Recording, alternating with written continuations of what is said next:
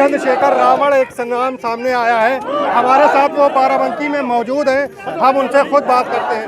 चंद्रशेखर साहब, सबसे पहले ये बताइए, जब एक बड़ा मूवमेंट चल रहा था बहुजन, तो आपको एक मूवमेंट चलाने की क्या जरूरत पड़ी? कि अगर चल रहा होता और उससे आम जनमानस का हित हो रहा होता तो शायद हमारे जैसे लोगों की जरूरत नहीं पड़ती। 2012, 14, 17, 19 का परिणाम आपको ये बता देगा कि वो मूवमेंट कहाँ चल रहा है और उसके हालात क्या है।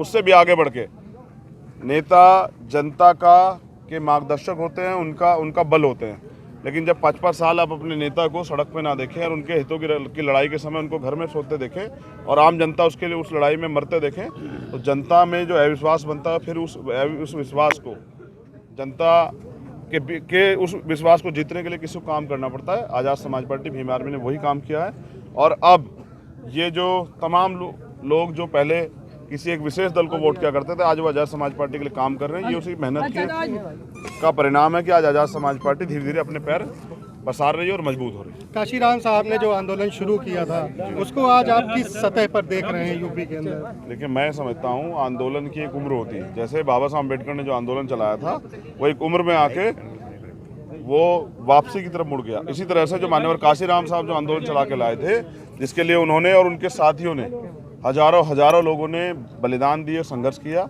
उसकी भी आंदोलन की एक उम्र थी और उनके नेताओं के कार्यशैली है, उसकी वजह से वो आंदोलन भी डाउन की तरफ जा रहा है, जिसका परिणाम मैं आपसे जिक्र कर चुका हूँ। 12, 14, 17, 19 का परिणाम है। अब आज़ाद समाज पार्टी जिला पंचायत चुनाव में भी आगे बढ़ी और अब विधानसभा चुनाव में भी अपने दम पे आगे बढ़ेगी और हमें उम्मीद है जनता नकारा नेताओं को छोड़ के काम करने वालों को मौका देगी और लोकतंत्र की जीत होगी कि एक गरीब का बेटा भी आगे बढ़ेगा। 4 चरणों के लमसम चुनाव होने वाले हैं, 3 चरणों के हो चुके हैं, कल 4था चरण का होगा। कितना समर्थन आपको हासिल हुआ है, क्योंकि आप जिस एरिया से आते हैं उधर चुनाव हो चुके हैं? चुनाव परिणाम आएंगे तो आपको पता लग जाएगा। मैं भविष्यवाणी में भरोसा नहीं रखता हूँ। हमने मेहनत की है और मेहनत के दम पे मैंने आपसे कहा कि हम जिला पंचायत में भी रिजल्ट दिए। आप पता कीजिएगा, हम वहाँ सपा बसपा से बड़ी पार्टी थे और आने वाले इसमें भी जो विधानसभा चुनाव आएगा हम अपने दम पे आगे बढ़ेंगे। बाकी जनता के ऊपर है, जनता को तय करना है कि वो किसके साथ खड़ी हो।